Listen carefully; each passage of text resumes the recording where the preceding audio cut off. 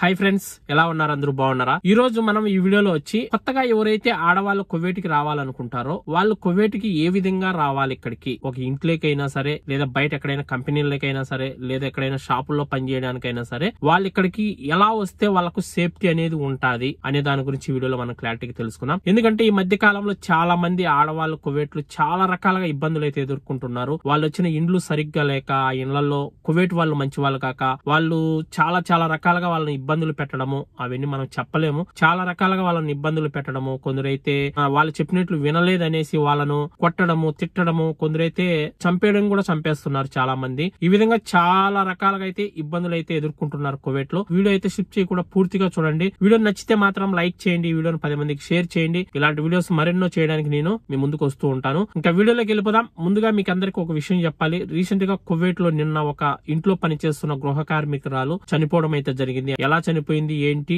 అనే వివరాలు అయితే ఇంకా తెలియాల్సి ఉంది. కువైట్ వాళ్ళు చెప్పేది ఏమిటంటే, మార్నింగ్ నిద్రలేసి చూసేసరికి ఆమె బయటికి రాలేదు, మేము వెళ్లి చూస్తే అప్పటికే ఆమె చనిపోయి ఉన్నది, ఆ బెడ్ పైన ఆమె చనిపోయి ఉన్నదని చెప్తున్నారు. ఏం జరిగింది ఏంటి అనేది అయితే వివరాలు అయితే తెలియాల్సి ఉంది. తెలిసిన తర్వాత క్లారిటీగా ఒక వీడియో అయితే చేస్తాను. ఇప్పుడైతే మనం ముందుగా మీరందరూ తెలుసుకోవాల్సింది, కువైట్ ఇంట్లోకి పనిచేయడానికి వచ్చే ఆడవాళ్లకు వీసా అనేది ఫ్రీగానే ఇస్తారు కువైట్ వాళ్ళు. మీరు రావడానికి అయ్యే ఖర్చు మొత్తం కూడా కువైట్ వాళ్ళే భరిస్తారు. చాలా మంది మీకు అబద్ధాలు కూడా చెప్తూ ఉండొచ్చు.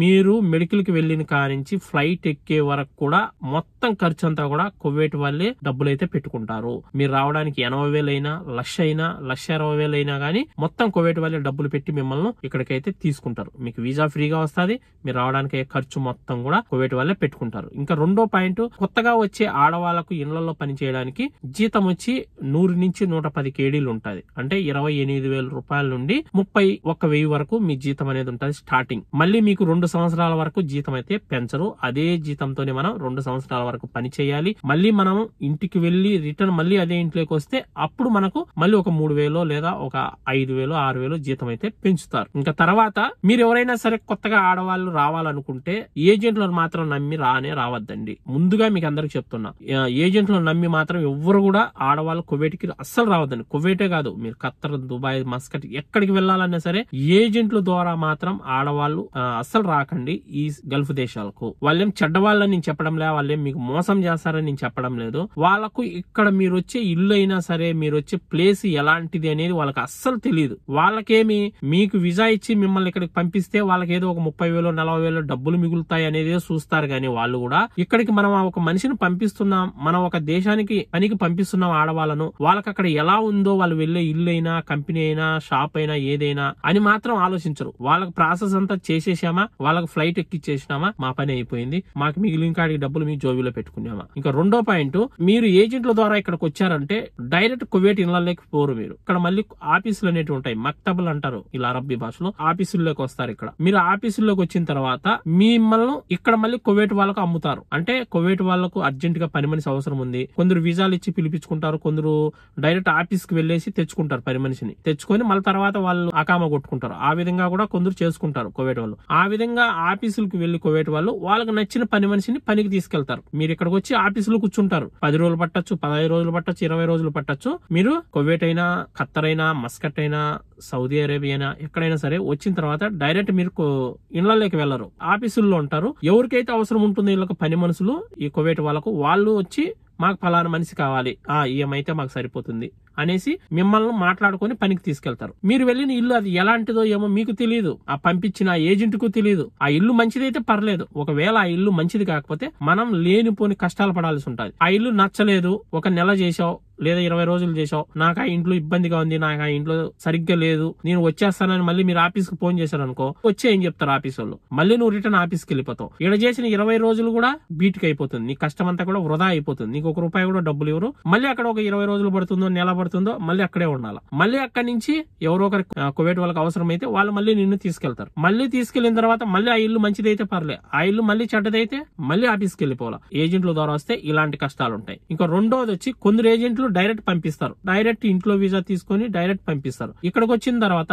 ఆ ఇల్లు మంచిదైతే పర్లేదు, ఇల్లు మంచిది కాకపోతే మిమ్మల్ని ఎవరు కాపాడతారు? ఎవరో ఇండియాలో కూర్చొని ఒక ఏజెంట్ నమ్మేసి మీరు ఇక్కడికి వచ్చేసారు, మీరు వచ్చిన ఇల్లు బాగలేదు, మిమ్మల్ని ఆ ఇంట్లోంచి ఎవరు సేవ్ చేస్తారు? ఆ ఇంట్లోంచి మిమ్మల్ని ఎవరు గడ్డకు తీసుకొస్తారు? ఎలా ఇల్లు మారుస్తారు, మళ్ళీ ఏ విధంగా నిన్ను ఇండియాకు పంపిస్తారు ఒకసారి ఆలోచించండి. అందుకనేసే ఏజెంట్ల ద్వారా అస్సలు రావద్దండి. మీరు ఎవరైనా సరే గల్ఫ్ కు రావాలనుకుంటే ఆడవాళ్ళు ఖచ్చితంగా ఇక్కడ ఎవరైనా వర్క్ చేసే వాళ్ళను అడిగి వీసా తీసుకుని రండి. ఎందుకంటే ఇక్కడ ఉండే వాళ్ళ ద్వారా మీరు వీసా తీసుకొని వచ్చారు అనుకోండి, ఆ ఇంట్లో పనిచేసే డ్రైవర్ కావచ్చు, ఆ ఇంట్లో పనిచేసే వేరే పని మనుషులు కావచ్చు, లేదా వేరే ఎవరైనా సరే వాళ్ళ ద్వారా మీరు వీసా తీసుకుంటే మీరు వస్తున్న ఇల్లు ఎలాంటిది, ఆ ఇంట్లో కువైట్ వాళ్ళు ఎలాంటి వాళ్ళు, ఆ ఇంట్లో వాళ్ళు మంచోళ్ళ కాదా, ఆ ఇంట్లోకి వస్తే జీతాలు కరెక్ట్ గా ఇస్తారా ఇవ్వరా, ఆ ఇంట్లో పని ఎలా ఉంటుంది, ఆ ఇంటి గురించి ప్రతి ఒక్క విషయము ఆ వీసా తీసే వ్యక్తికి తెలుస్తుంది. కాబట్టి మీరు అలాంటి వ్యక్తుల ద్వారా వీసా తీసుకొని ఇక్కడికి వచ్చారంటే మీకు ఎలాంటి ఇబ్బంది ఉండదు. వచ్చిన కాంచి మన పని మనం చేసుకోవచ్చు, నెల నెల జీతం తీసుకోవచ్చు. ఏదైనా చిన్న ప్రాబ్లం జరిగినా కూడా మనకు వీసా తీసిన వ్యక్తికి కాల్ చేసి మాట్లాడొచ్చు. ఆ వ్యక్తి డైరెక్ట్ కువైట్ వాళ్ళకి కావాలన్నా కూడా మాట్లాడతాడు. ఎందుకంటే వీసా తీసిన వ్యక్తి ఫోన్ చేస్తే కువైట్ వాళ్ళు మాట్లాడతారు, కొంచెం కూడా వింటారు. లేదు అనుకో మా మనిషికి తనాదులు ఇచ్చేయండి, మీ డబ్బులు మీకు మళ్ళీ రిటర్న్ కట్టేస్తానని చెప్పేసి వాళ్ళు ఎంతైతే డబ్బులు ఇచ్చింటారో 500 దినార్లు ఇచ్చినా 600 దినార్లు ఇచ్చినా ఆ డబ్బులు మళ్ళీ రిటర్న్ కువైట్ వాళ్ళకి కట్టేసి మిమ్మల్ని మళ్ళీ తీసుకెళ్లి వేరే ఇంట్లో అయినా పెట్టే అవకాశం కూడా ఉంటుంది ఇక్కడ ఉన్న వాళ్ళ ద్వారా మీరు వస్తే. అదే ఏజెంట్ల ద్వారా వచ్చారంటే లేనిపోని కష్టాలు పడాలి, లేనిపోని ఇబ్బందులు ఎదుర్కోవాలి. ఆ ఇబ్బందులన్నీ పడలేక చాలా మంది పాపం ఇక్కడ సూసైడ్ చేసుకొని చనిపోతున్నారు, పారిపోయి ఇళ్లలో నుంచి బయట దొంగగా పని చేసుకుంటున్నారు. వెళ్లేటప్పుడు మళ్ళీ ఫింగర్స్ వేసుకొని వెళ్ళిపోవాల్సి ఉంటది, మళ్ళీ రిటర్న్ కువైట్కి వచ్చే అవకాశం కూడా ఉండదు. ఇట్లా చాలా జరుగుతున్నాయి. ఎందుకు ఇలా జరుగుతున్నాయంటే ఎక్కువగా ఏజెంట్ల ద్వారా వచ్చిన వాళ్ళే ఇబ్బందులు ఎదుర్కొంటున్నారు ఇక్కడ. ఏమంటే వాళ్ళకి తెలియదు, మిమ్మల్ని ఇక్కడికి పంపించేసి వాళ్ళకి ఏదో ఒక 50,000 డబ్బులు మిగులుతాయి అనేది చూస్తారు. కానీ ఇక్కడ మీరు ఎలాంటి కష్టాలు పడుతున్నారో, మీరు వచ్చిన ఇల్లు మంచిదా చెడ్డదా అవన్నీ వాళ్ళకి ఏం అనవసరం. మిమ్మల్ని పంపించామా మేము డబ్బులు జోబులో పెట్టుకునేవా, ఇది ఒక్కటే ఆలోచిస్తారు. ఎవరైనా సరే కొత్తగా కువైట్కి రావాలనుకుంటే ఆడవాళ్ళకి మళ్ళీ చెప్తున్నా, ఇక్కడ వర్క్ చేసే వాళ్ళ ద్వారా వీసా తీసుకొని రాండి. ఎందుకంటే ఇక్కడికి వచ్చి ఇబ్బందులు పడద్దండి. ముందులా లేదు కువైట్, చాలా చాలా చేంజ్ అయింది. కువైట్ అనే కాదు, సేమ్ మన ఇండియా ఎంతో ఈ కువైట్ అంతే, మస్కట్ అంతే, సౌదీ అంతే, దుబాయ్ అంతే, ఏ కంట్రీ అయినా అంతే. ఎవరు ఎలా ఉంటారో తెలియదు, ఎప్పుడు ఏం జరుగుతుందో తెలియదు. ఇంకొకటి ఇక్కడికి వచ్చిన తర్వాత కూడా మనం కువైట్ వాళ్ళతో చాలా చాలా జాగ్రత్తగా ఉండాలి. అంటే ఇప్పుడు మీరు వర్క్ చేస్తున్నారు, ఇంట్లో ఒక రూమ్ క్లీన్ చేయాలి, ఆ రూమ్ లో ఒక మగవాళ్ళు ఉన్నప్పుడు ఆ రూమ్ లోకి అసలు వెళ్ళకూడదు. వాళ్ళు ఆ రూమ్ లోంచి బయట వచ్చిన తర్వాత ఆ రూమ్ క్లీన్ చేయని వెళ్ళాలి. వాళ్ళు అక్కడ పడుకొని ఉంటే మీరు వెళ్ళి అక్కడ రూమ్ క్లీన్ చేస్తా ఉండడం, ఇలా చేస్తా ఉండడం అలా కూడా చేయకూడదు. మగవాళ్ళు ఏ రూమ్ లో అయితే ఉంటారో ఆ రూమ్ లోకి అసలు వెళ్ళకూడదు. ఎవరు ఎలా ఉంటారో, ఏ క్షణాన వాళ్ళ మనసు ఎలా మారుతుందో తెలియదు. ఇంకా రెండోది, కొందరు ఏం చేస్తారంటే కువైట్ వాళ్ళ పిల్లనా కొడుకులు ఉంటారు, వీళ్ళకి చాలా కొవ్వు, వీళ్ళకు ఇంత అంత కొవ్వు కాదు, వీళ్ళకు వాళ్ళు ఎట్ట పుట్టి చచ్చింటారేమో తెలియదు కానీ ఇంత అంత కొవ్వు ఉండదు. వాళ్ళు కావాల్సి పని మనుషులకు డబ్బులు ఇచ్చేది, 10 దినార్లు ఇచ్చేది, 20 దినార్లు ఇచ్చేది, వాళ్ళని ఏదో ఒక విధంగా మార్చుకోవడానికి ఇట్లా కూడా చేసేవాళ్ళు చాలా మంది ఉన్నారు. కొందరు పని మనుషులు అయితే వాళ్ళు చెప్పినట్లు వినేసి కూడా లొంగిపోతా ఉంటారు. ఇలాంటి వాళ్ళతో కూడా జాగ్రత్తగా ఉండండి. ఎందుకంటే అందరూ అలా తప్పులు చేయరు, కొందరు ఉన్నారు చేసేవాళ్ళు కూడా. ఎక్కువగా ఫిలిపీన్స్ వాళ్ళు, నేపాలి వాళ్ళు, ఇథోపియా వాళ్ళు, వీళ్ళైతే కన్నా కొద్దిగా కనెక్ట్ అయిపోతారు ఎక్కువ కువైట్ వాళ్ళకు. మన ఇండియా వాళ్ళు అయితే అంత ఈజీగా కువైట్ వాళ్ళకి కనెక్ట్ అవ్వరు. కనెక్ట్ అవ్వలేదనేసి వాళ్ళు మనల్ని కొట్టడము, టార్చర్ పెట్టడము, లేనిపోయిన అబద్ధాలు చెప్పడము, బెదిరించడము, ఇది కూడా చేస్తా అంటారు. అలాంటి బెదిరింపులకు అలాంటి దానికి దేనికి భయపడద్దండి. మీకు అలాంటి ఇబ్బంది ఏదైనా ఉంది ఆ ఇంట్లో అంటే ఖచ్చితంగా మీకు వీసా తీసిన వ్యక్తికి చెప్పండి, నాకు ఈ విధంగా ఉంది ఇంట్లో, ఈ విధంగా నన్ను ఇబ్బంది పెడుతున్నారు, ఇట్లా నాకు టార్చర్ పెడుతున్నారు, నేను ఉండనని చెప్పేస్తే ఏదో ఒక విధంగా ఆ వ్యక్తి నిన్ను తీసుకొచ్చి వేరే ఇంట్లో పెట్టడమో ఏదో ఒకటి చేస్తాడు. అదే వాళ్ళు చెప్పినట్లు మీరు విని మాకు ఈరోజు 10 దినాలు ఇచ్చాడబ్బా, ఆ పిల్లోడు చాలా మంచోడు గాని అని అనుకోవడము, మళ్ళీ ఒక 20 రోజుల తర్వాత అబ్బా మళ్ళీ 20 దినాలు ఇచ్చినాడబ్బా, చాలా బాగా మంచి వ్యక్తిగా ఉన్నాడు అనేసి అలాంటి వాళ్ళకి మీరు కనెక్ట్ అయినా అనుకోండి, నాగుపాముకి ఎంత పాలు పోసి పెంచినా కూడా ఏదో ఒక రోజు కాటేస్తుంది అన్నట్టుగా వాళ్ళు మనకు పెట్టే దేనికి 10-20 ఎందుకు ఇస్తున్నారంటే ఏదో ఒక విధంగా ఇలా లొంగ తీసుకోవాలి అనే ఉద్దేశంతోనే ఆ విధంగా చేసే వాళ్ళు కూడా చాలా మంది ఉన్నారు.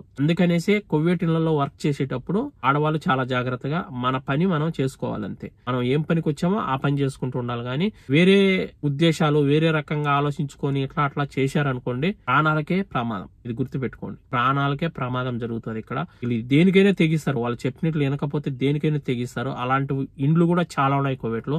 అందుకే మీరు వచ్చేటప్పుడు మీరు వచ్చే ఇల్లు మంచిదా కాదా, ఆ ఇంటి గురించి క్లారిటీగా తెలుసుకొని రండి. అవన్నీ తెలుసుకోవాలంటే కువైట్ లో ఉన్న వాళ్ళ ద్వారా మీరు వీసా తీసుకుంటేనే మీకు అన్ని కూడా క్లారిటీగా తెలుస్తాయి. ఇండియాలో ఒక ఏజెన్సీ ఉన్నారు, ఆ ఏజెంట్ వీసా తీశాడు, నేను పోతున్నా కువైట్ కి, నేను పోతున్నా మస్కట్ కి, నేను పోతున్నా సౌదీకి అని అనుకోని మీరు ఇక్కడికి వచ్చారంటే చాలా చాలా కష్టాలు ఎదుర్కోవాల్సి ఉంటుంది. ఇంకా మీకు ఏమైనా డౌట్లు ఉంటే ఖచ్చితంగా కామెంట్ చేయండి. ఈ వీడియోని అయితే లైక్ చేయండి, ఈ వీడియోని 10 మందికి షేర్ చేయండి. మరొక మంచి వీడియోతో మళ్ళీ కలుసుకుందాం. అందరికి బై ఫ్రెండ్స్, జై హింద్.